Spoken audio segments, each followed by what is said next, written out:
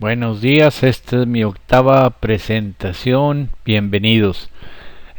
Hemos estado revisando la doctrina de lo uno y lo múltiple. En esta presentación nos toca revisar si es el humano la única especie inteligente del planeta.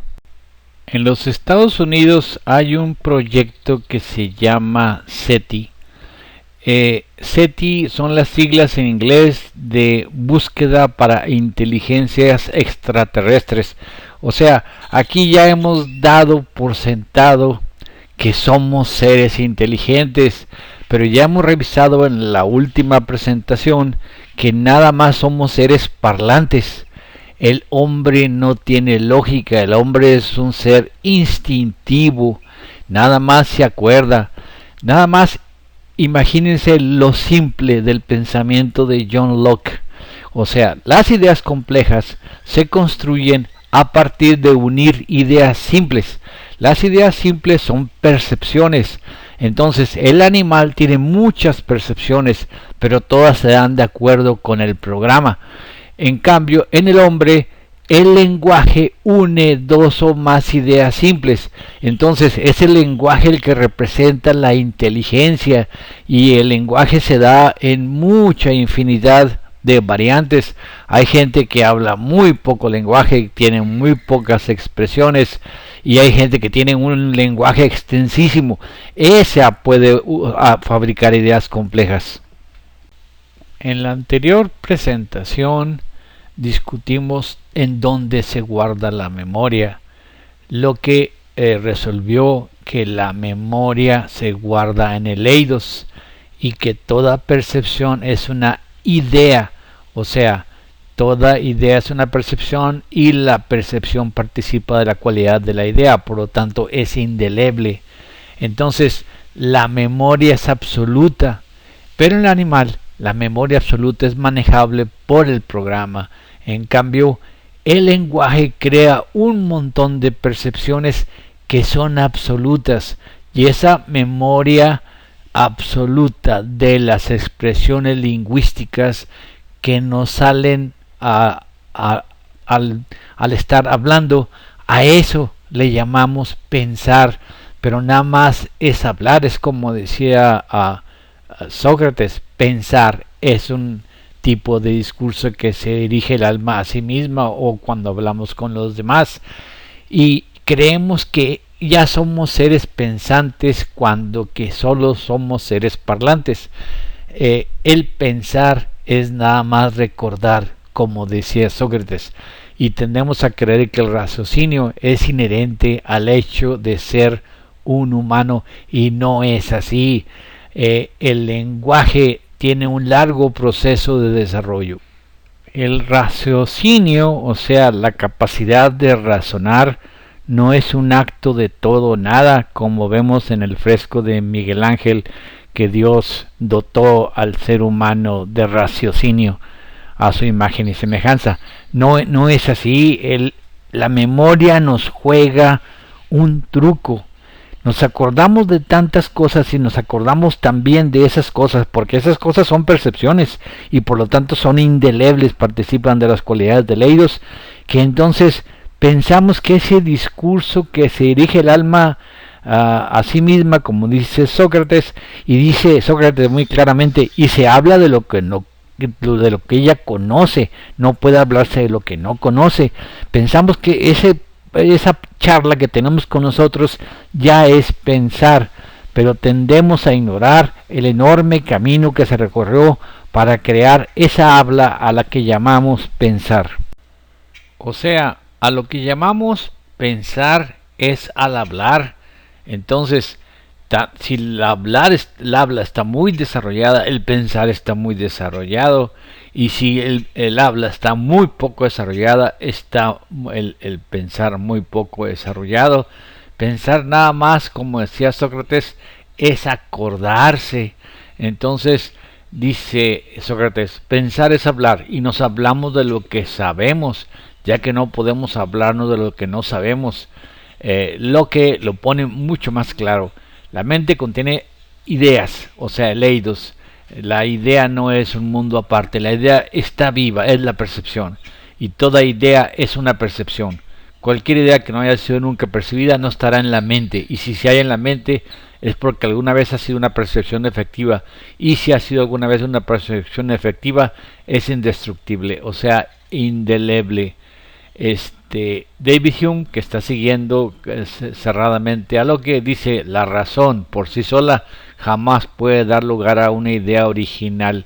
No tenemos ideas, no se nos ocurre nada, nada más nos acordamos de cosas, pero quizá si aplicamos esto cuando se encuentran dos tribus muy diferentes en cuanto a su civilización, en cuanto a su desarrollo del lenguaje, lo podamos notar mejor, como cuando se enfrentaron los españoles con los indios apaches y los comanches.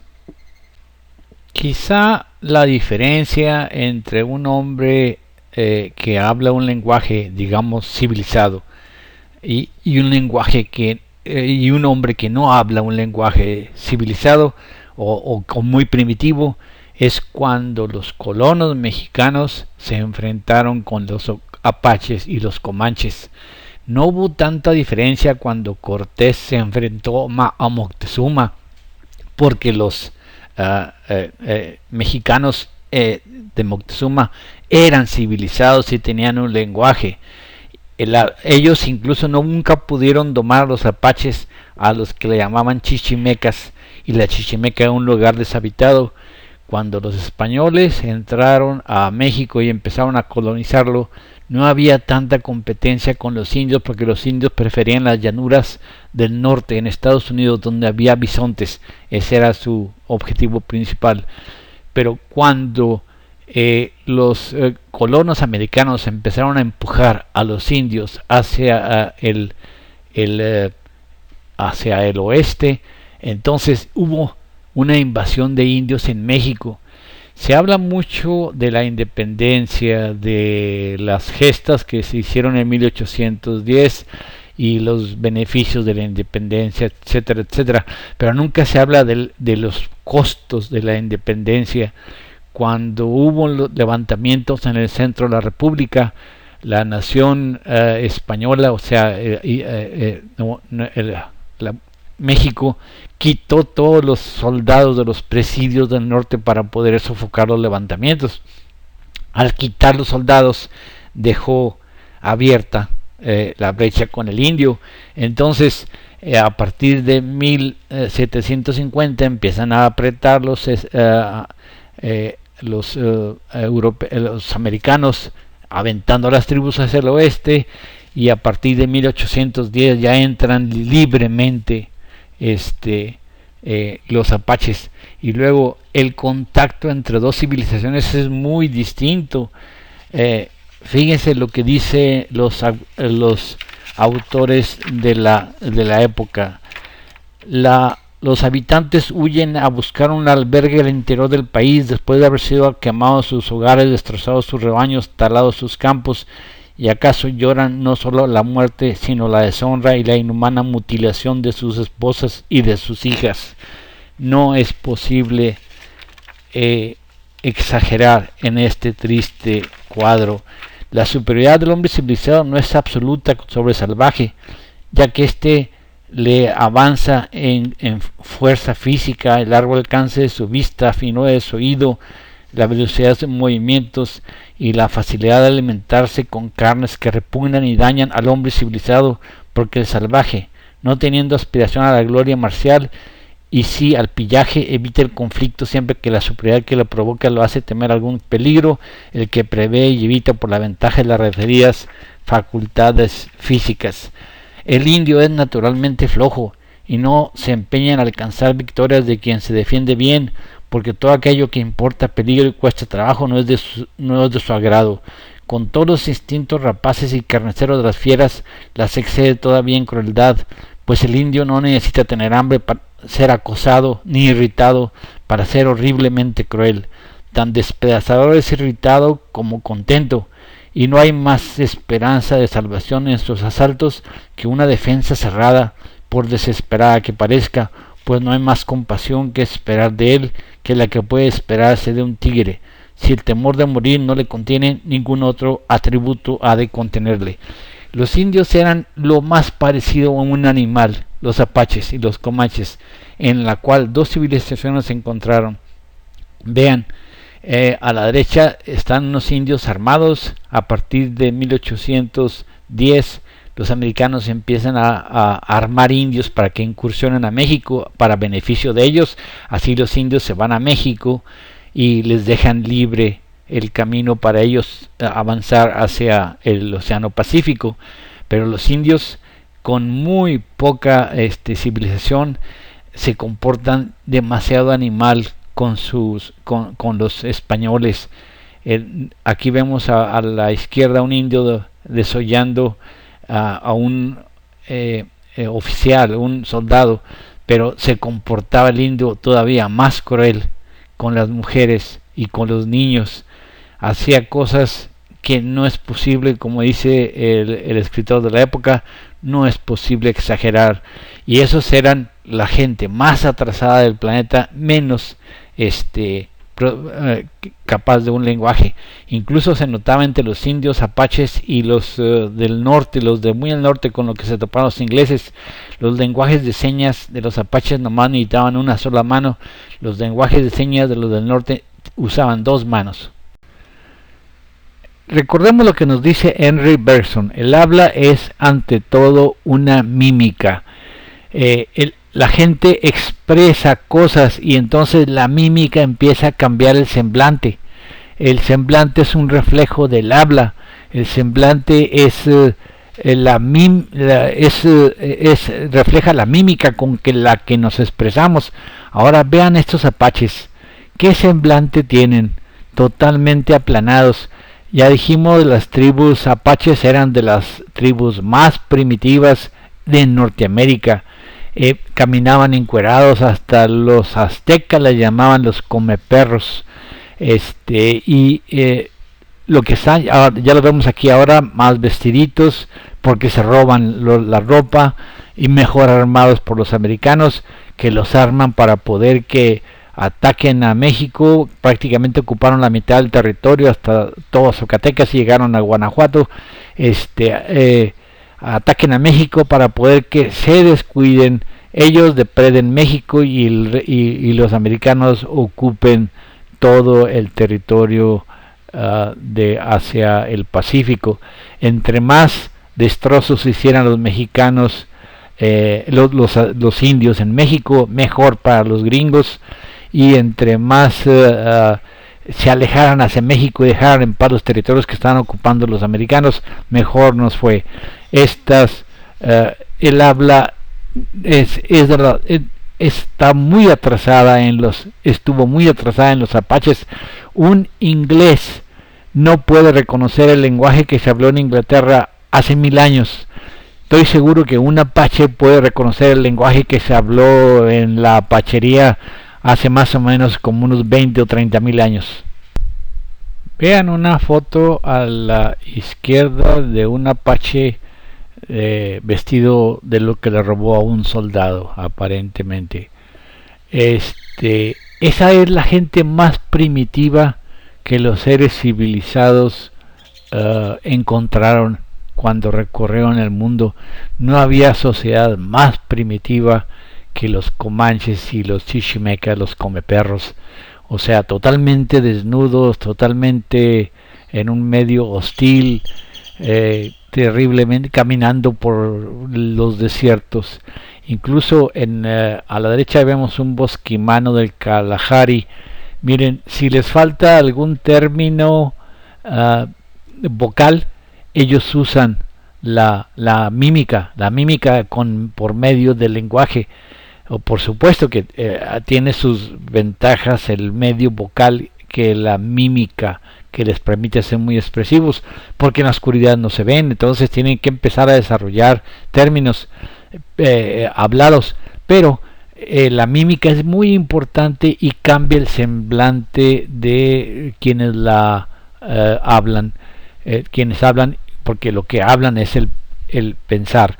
El habla interiorizada o exteriorizada es el pensar. La memoria nos crea una ilusión.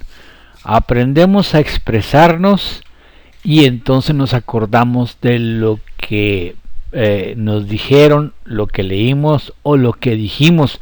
Es nada más un recuerdo, es como decía Sócrates, pensar es acordarse, nada más. No tiene nada de lógica, seguimos siendo seres instintivos, pero el lenguaje nos dota de pensamientos, pensamientos que no son nuestros, son de otros que leímos, son de nuestros que dijimos o nos dijeron o que oímos o que alguna vez expresamos o lo que sea. Miren lo que dice Mario Pei, un gran lingüista. De todas las palabras que existen en cualquier lenguaje, solo una escasa minoría están sin alteración, fieles a sus orígenes simples. Las demás son palabras acuñadas, formas que han sido creadas, aumentadas, disminuidas y recombinadas para poder expresar nuevos significados necesarios. Pero la acuñación de nuevas palabras y nuevos significados es algo más que una mina o casa de moneda. Es un gran centro manufacturero en donde toda clase de actividades nuevas y productivas se llevan a cabo incesantemente. Dice él, el neologismo, o sea, el neologismo son las palabras nuevas que inventa la gente. Es un monumento al crecimiento del lenguaje por medio de la innovación creadora. Un ejemplo del proceso, la mayoría de las veces anónimo y democrático, que modifica continua e incesantemente las lenguas originales.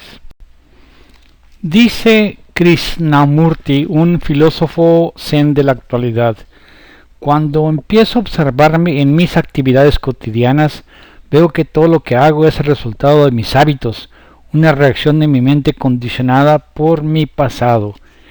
Este ego representa una imagen, una idea que tengo de mí mismo, una abstracción de lo que he sido, que está representada por ciertos rasgos seleccionados de mi vida hasta este instante, pero nunca de lo que realmente ahora soy. La mente es su propia prisión. Y dice Krishnamurti, pensar es el continuo vaivén del ego. Ahora vamos a ver qué dice Mario Pei, que no es zen, no es religioso, porque Krishnamurti es budista.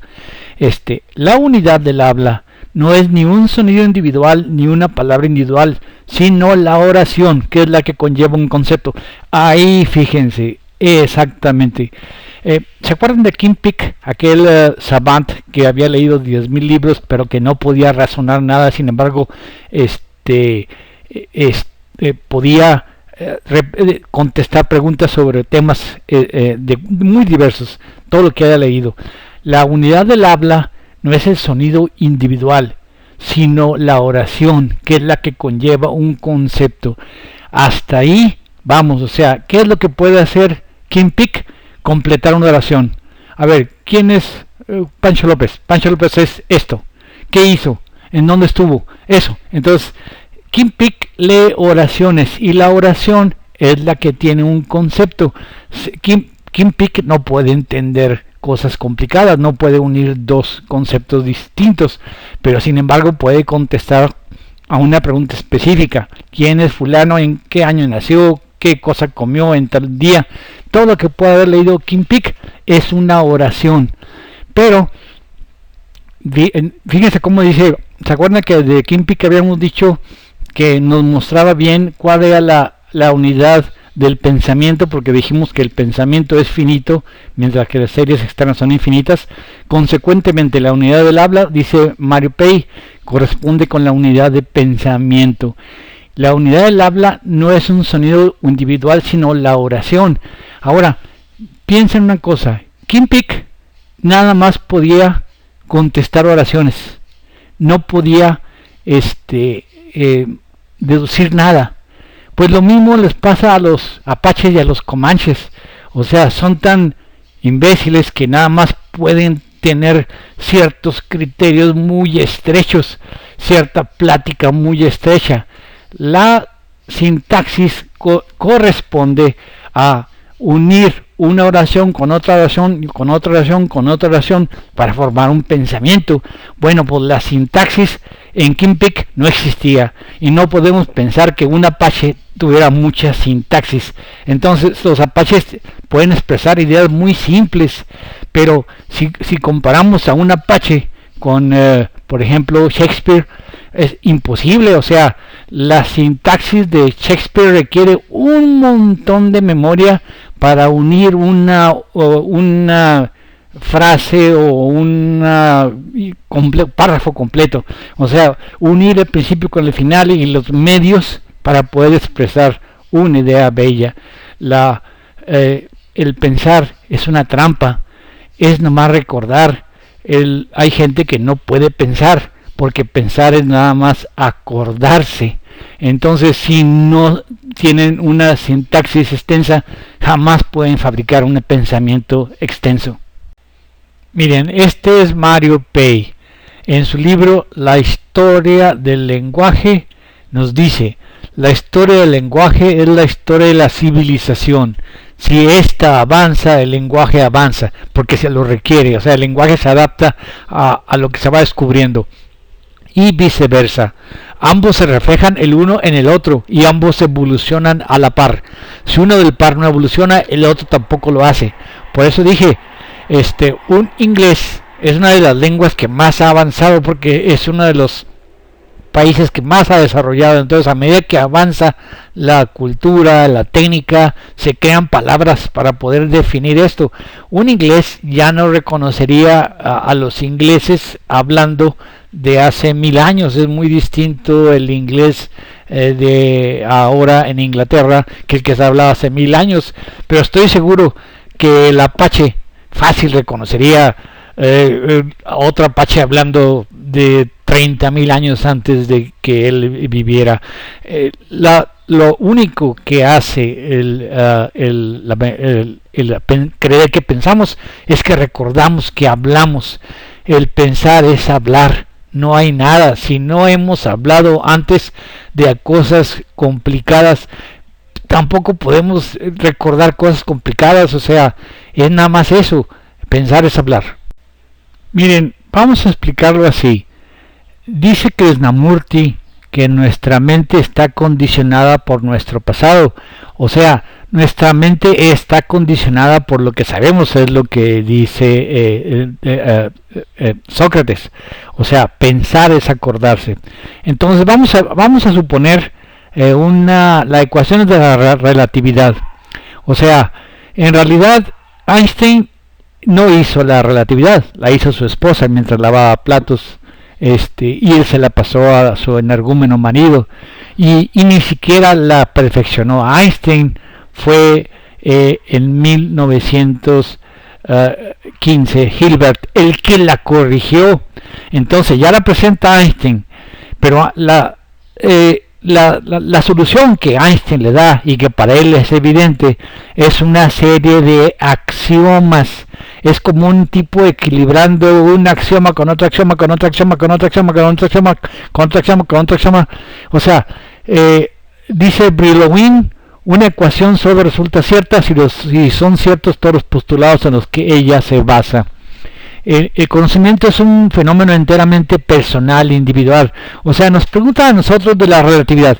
No, pues yo no la sé, porque la relatividad se expresa en ecuaciones, o se expresan en alguna analogía que me dieron, que seguramente es tonta. Por ejemplo, le preguntan a Einstein, una muchacha muy guapa, ¿me puede decir qué es la relatividad? Sí, mire, relatividad es que el tiempo pasa muy rápido cuando estoy con usted y pasa muy lento cuando estoy con mi esposa. Eso es una tontería. Entonces, piensen una cosa: si la relatividad es una cosa de conceptos, de ecuaciones, entonces no todos van a tener el entendimiento que tiene Einstein de la relatividad, sin decir que esté cierta o no esté cierta. Simplemente el concepto que él tiene de relatividad nada más lo entiende él. Incluso él se quejaba de que nada más había en el mundo 9 hombres, no sé si incluía yo una mujer, que le entendían la relatividad, porque nada más esa mujer era Madame Curie, nada más él podía seguir todos los razonamientos matemáticos sin tener que certificar que sean ciertos o no, pero tienen toda una serie de razonamientos que son personales. Nada más Einstein los tiene, y nada más los 9 que aparte de él entienden la relatividad los tienen.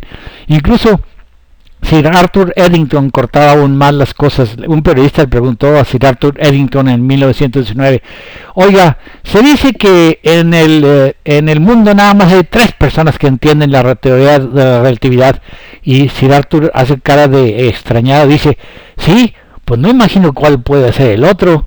O sea, nada más había Eddington y Einstein eran los únicos que entendían relatividad. Igual un concepto difícil. O sea, no estoy diciendo que la relatividad sea cierta o no cierta, eso ya depende de las ecuaciones. Pero tener todos los conceptos,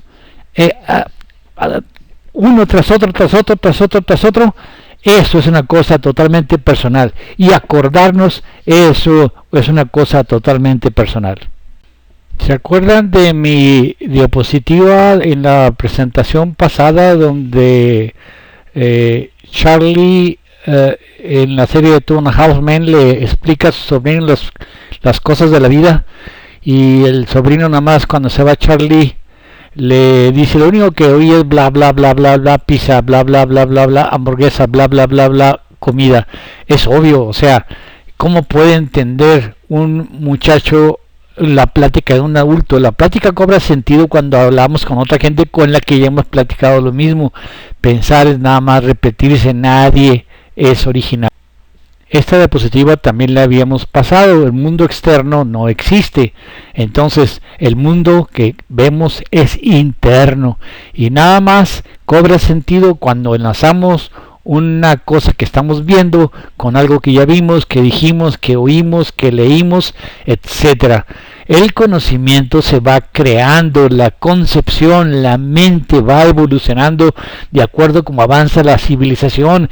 El ser humano no es como decía Miguel Ángel, Pac de las Ambros, Dios nos dotó de conciencia y en este momento nos damos cuenta de todo.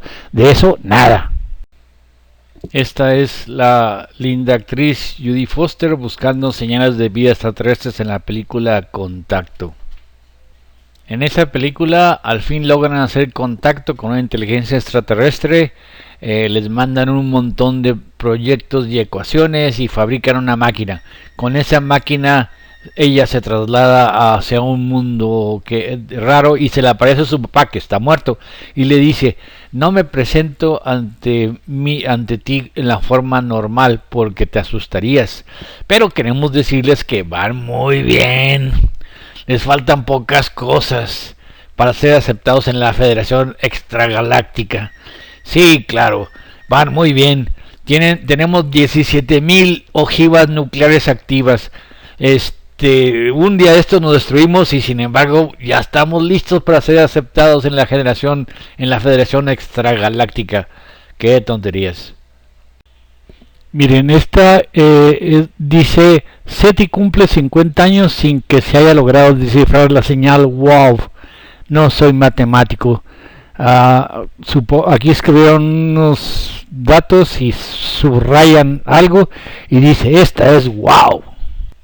Pero sí sé lo que cuesta mover estos aparatos durante 50 años sin tener ningún resultado positivo. Yo sugeriría, pura lógica, que antes de empezar a buscar señales de inteligencia extraterrestres, primero definamos lo que es la inteligencia, porque quizá tengamos ya inteligencia aquí que no hemos podido reconocer. Primero tenemos que dejar de deificarnos, de creer que el pensamiento humano o que el cerebro humano es la maquinaria más excelsa del universo.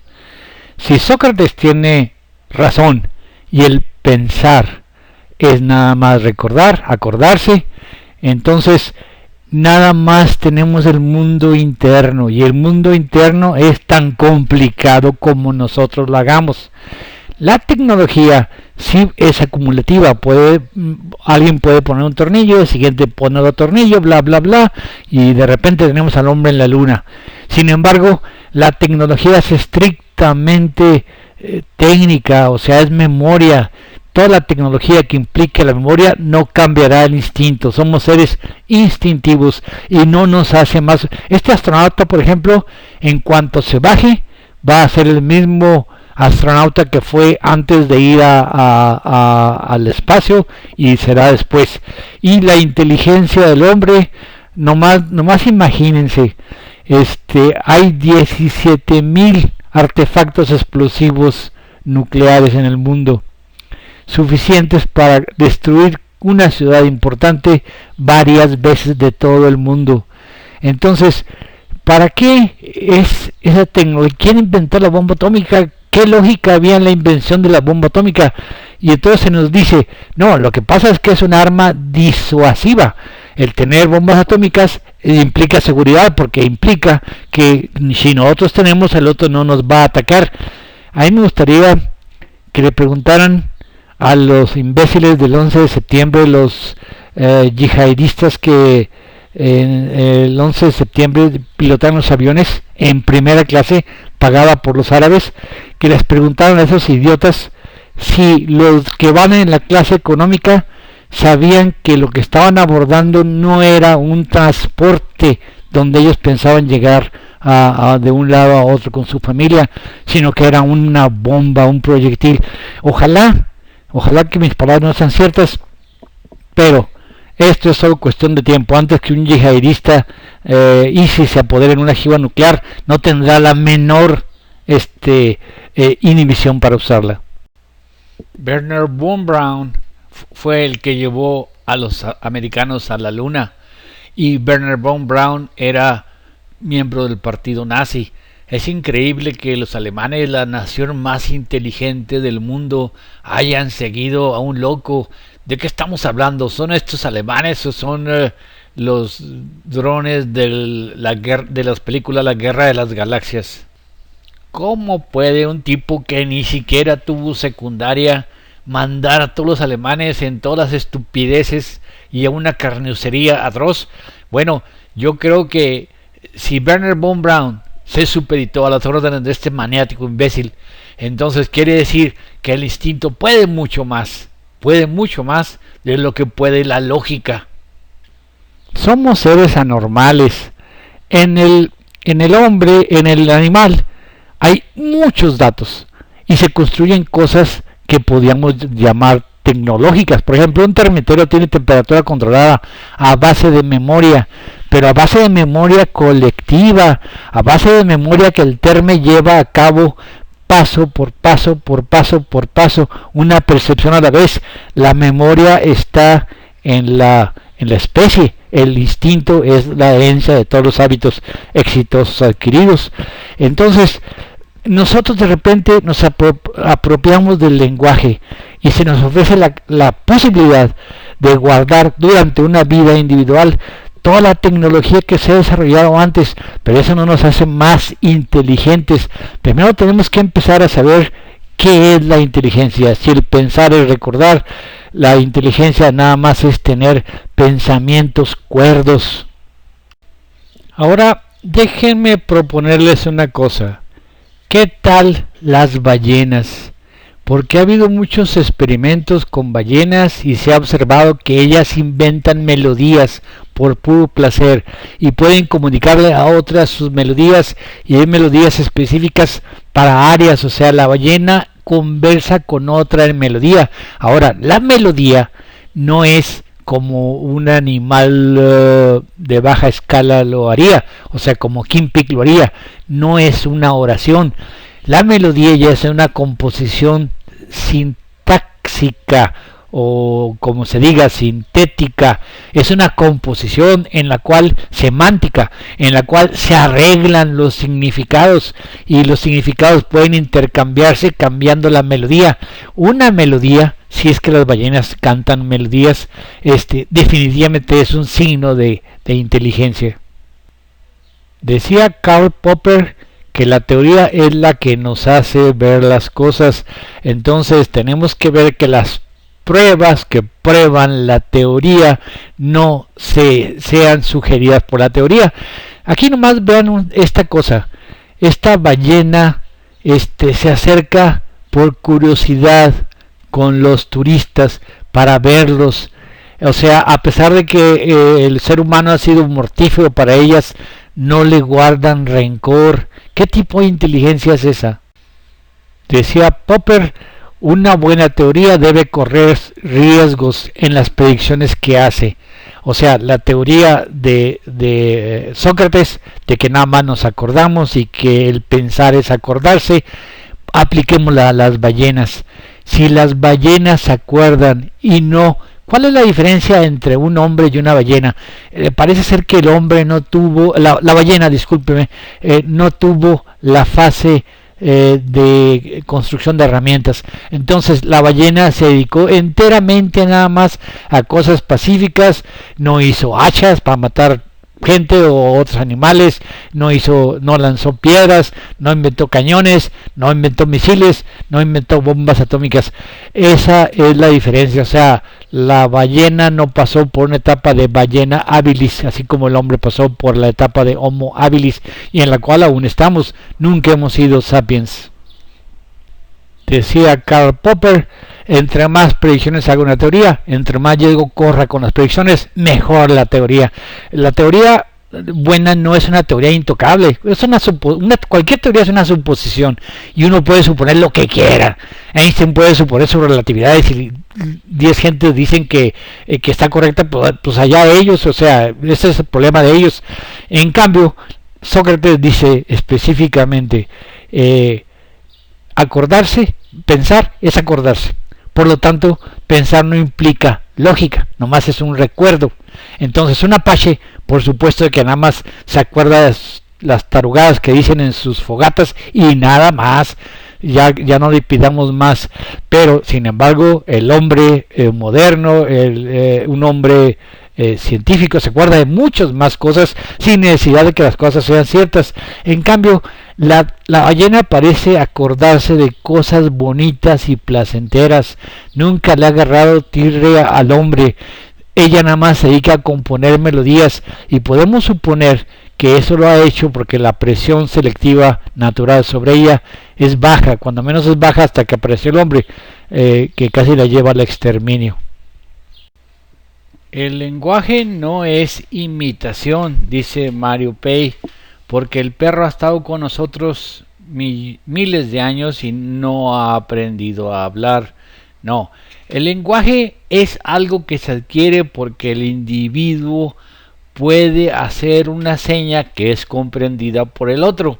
Entonces, en el momento en que una seña hablada o gesticulada, una mímica, o movimientos de los dedos o lo que ustedes quieran, es comprendido por el otro, eso ya es un lenguaje, ya es una comunicación. Y sobre todo cuando pasa de sintético a sintáxico, o sea, de oraciones a frases completas y palabras completas y párrafos completos, entonces ya es un lenguaje. Pero en sí mismo el lenguaje no implica lógica.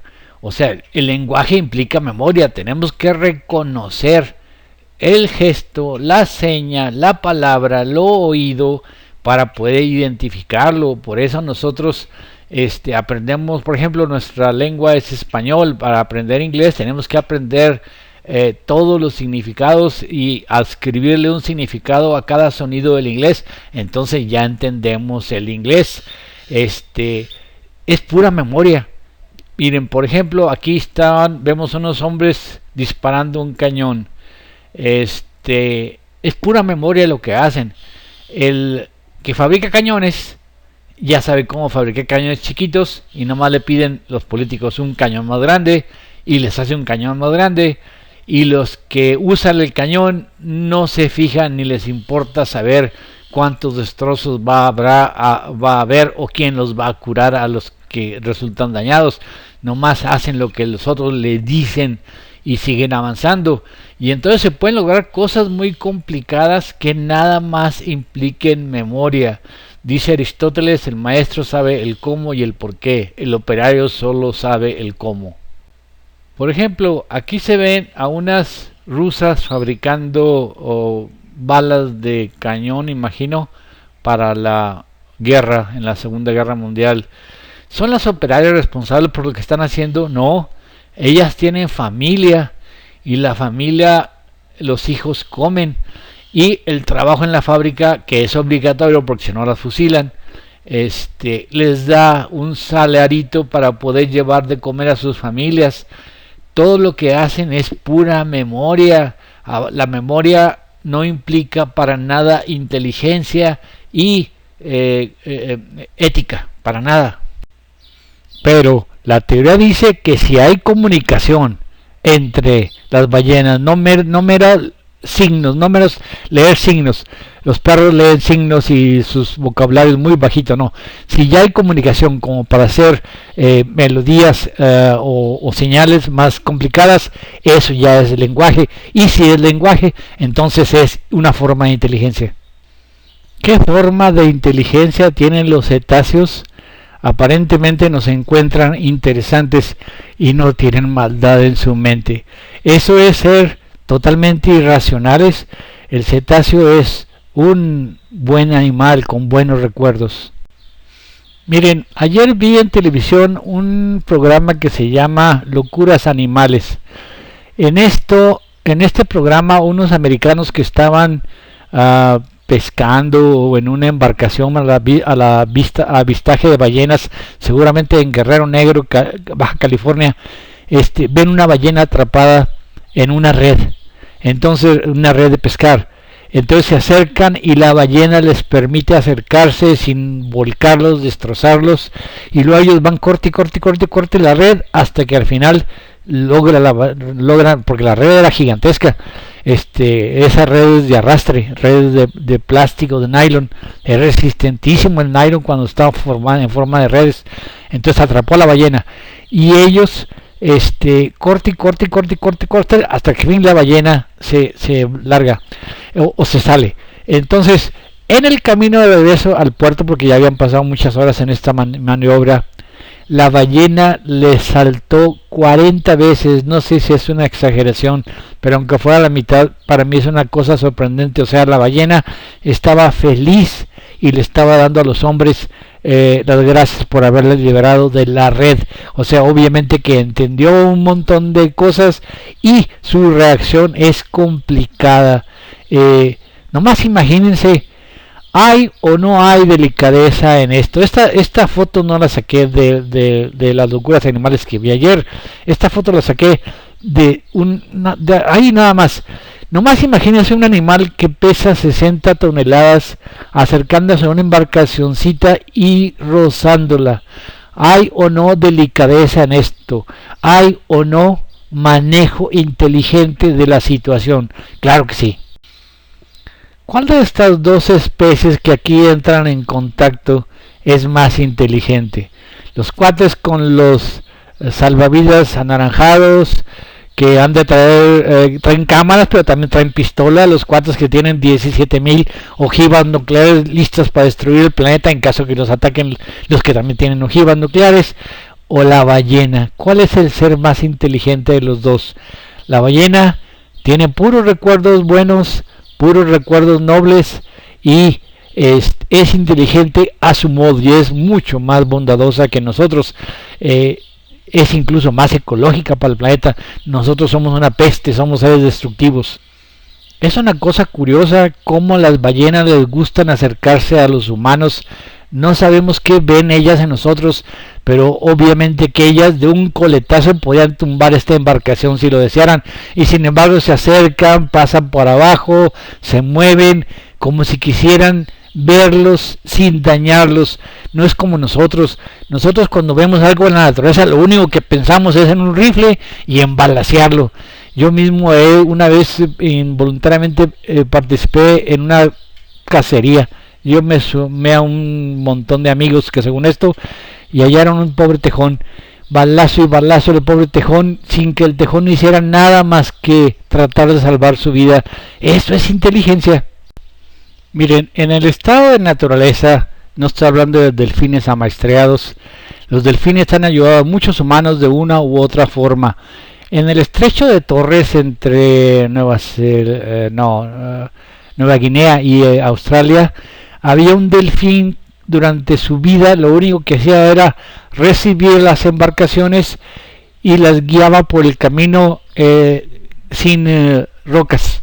O sea, un delfín agarró como propósito en su vida ayudar a embarcaciones a sortear un estrecho muy peligroso, y lo hacía nada más por el puro placer de ayudarlos, de verlos contentos. Tal vez le arrojaban una comida o algo y eso ya lo hacía. Hay muchas leyendas de delfines salvando a seres humanos, guiando a seres humanos. Ya si no concedemos que tengan inteligencia, pues entonces estamos muy cerrados. Acordémonos de William Sidis. Este sujeto hablaba 40 lenguajes y podía aprender un lenguaje al día si le interesaba. Pero eso es memoria. No quiere decir que si aprende 40 lenguajes va a pensar mejor. Los pensamientos complicados se obtienen mediante la selección de lo que se está leyendo, o sea, entender lo que se está leyendo. No es memoria, es salirse de los automatismos, es entender lo que se está leyendo y conectarlo con otra cosa y entender el sentido. O sea, la inteligencia es entender un sentido, va más allá de la memoria, no es pura memoria. Dice la teoría, dice François Jacob, que es la teoría la que nos hace ver las cosas, y es en el marco en donde se hacen las preguntas y se van a hallar las respuestas. Entonces aquí tenemos una cosa muy interesante. En el lenguaje humano podemos ver cómo evoluciona. Al principio son puros sonidos guturales y se van añadiendo las vocales. ¿Para qué se añaden vocales? Las vocales se añaden para hacer al lenguaje más elegante, más perfecto. La consonante es un sonido gutural. La vocal es un movimiento controlado de las cuerdas vocales y además de los labios. O sea, la vocal, los lenguajes vocales ya son lenguajes más inteligentes que los lenguajes con consonantes. Entonces hay una modulación y vemos que en las ballenas, si pueden hacer melodías, también están modulando sus cuerdas vocales, sus labios o lo que usen para formar las melodías, todo el aparato fonético. Y por lo tanto la teoría dice que si están haciendo melodías ya son seres conscientes o pensantes o son seres con inteligencia. Ahora, ¿qué tipo de inteligencia tienen? Obviamente que es un tipo de inteligencia mucho más elevada y más tranquila que la nuestra, porque no le guardan rencor al hombre y solo hacen cosas bonitas. Es como si hiciéramos una ciudad donde los hombres nada más se dijeran poemas entre sí y se portaran entre sí lo suficientemente civilizados como para convivir en forma pacífica. Las ballenas no han inventado la tecnología, no han inventado la destrucción, la muerte masiva, y son mucho más inteligentes que nosotros en este mundo. Tenemos que llevar la teoría para explorar lo que necesitemos, porque es importante para la especie humana. No somos seres inteligentes. Miren, si Sócrates tiene razón y pensar es acordarse, nada más acordarse, entonces el pensar no implica ninguna lógica. No tiene que haber ninguna lógica, nada más es acordarse de lo que nos dijeron. Pensar lógicamente sería aprender cosas lógicas y discutir cosas lógicas y que nos enseñen la lógica, pero mientras nadie las enseñe nunca la vamos a saber. Somos totalmente incapaces de originar un pensamiento nosotros mismos. Y si lo que tiene razón, estamos partiendo la percepción en cosas, fragmentos que son indelebles, o sea, estamos acordándonos de las cosas porque estamos usando las ideas para llenarlas de palabras y pensamientos, pero esos pensamientos no nos hacen más lógicos. Si nosotros como Sidis tenemos hablamos 40 lenguajes, eso no hace y no hizo a Sidis más inteligente. La única inteligencia consistiría en expresarse bien dentro de un lenguaje, salirse de la memoria y poner una cosa aquí, una cosa allá y formar algo que sea una conexión entre dos trenes automáticos y formar una conclusión, llegar a poder hacer que la lógica prevalezca. Por ejemplo, el Werner von Braun, ¿cómo pudo Werner von Braun ser nazi y obedecer a un idiota? A menos que simplemente el instinto de pertenecer a la masa, el instinto de pertenecer al pueblo alemán, avasallara totalmente sus escasas conexiones lógicas, porque definitivamente tenía una enorme capacidad para memorizar detalles técnicos, y esa enorme capacidad para memorizar detalles técnicos hizo lo que fue lo que fabricó el Apolo 5 que nos llevó a la luna. Un perro puede ser amaestrado para que eh, aprenda señas, sentarse, caminar, pararse. En cierta forma, él no está usando su inteligencia para él mismo. Incluso en ocasiones se han usado perros en la guerra, les ponen a los perros dinamita y los enseñan a meter, les ponen la comida abajo de algo que parece un tanque, y entonces el perro por recordar que abajo del tanque está la comida, corría hacia los tanques alemanes y se metía abajo del tanque alemán, y ahí los soviéticos lo explotaban. Entonces el perro no tiene lenguaje, puede aprender unas cuantas señas y su significado, y un humano puede aprender 40 lenguajes y no por eso aprender más significados. Los significados no están en la pura memoria. Un lenguaje es memoria. Otro lenguaje que aprendió el mismo individuo es más memoria. Otro lenguaje que aprendió el mismo individuo es más memoria. Otro lenguaje, y así hasta que ustedes truenen. Este es nada más memoria, no. Al contrario, el pensar está en la quietud, la tranquilidad, pero eso hablaremos en otra plática con el budismo zen. Y por lo visto no hemos entendido que el hecho de tener tecnología no implica civilización y no implica para nada pensamientos lógicos. Parece ser que los animales, los cetáceos, no superan en inteligencia. Creo que tenemos que definir la palabra inteligencia antes de creer que somos nosotros seres inteligentes. Hay en el mundo seres que tienen comunicación y por lo tanto tienen inteligencia. Si una ballena puede comunicarse y hacer melodías, la melodía ya implica lenguaje y el lenguaje ya implica inteligencia. No necesariamente el tamaño hace que el animal destruya todo aquello que no comprenda. Miren, aquí vemos un tiburón ballena. O sea, yo no me atrevo a comparar la ballena, el cetáceo, que es un mamífero, con un tiburón ballena. Sin embargo, el tiburón ballena es pacífico. Miren nomás el tamaño, cuando pasa bajo una embarcación, con un solo coletazo lo hubiera destruido.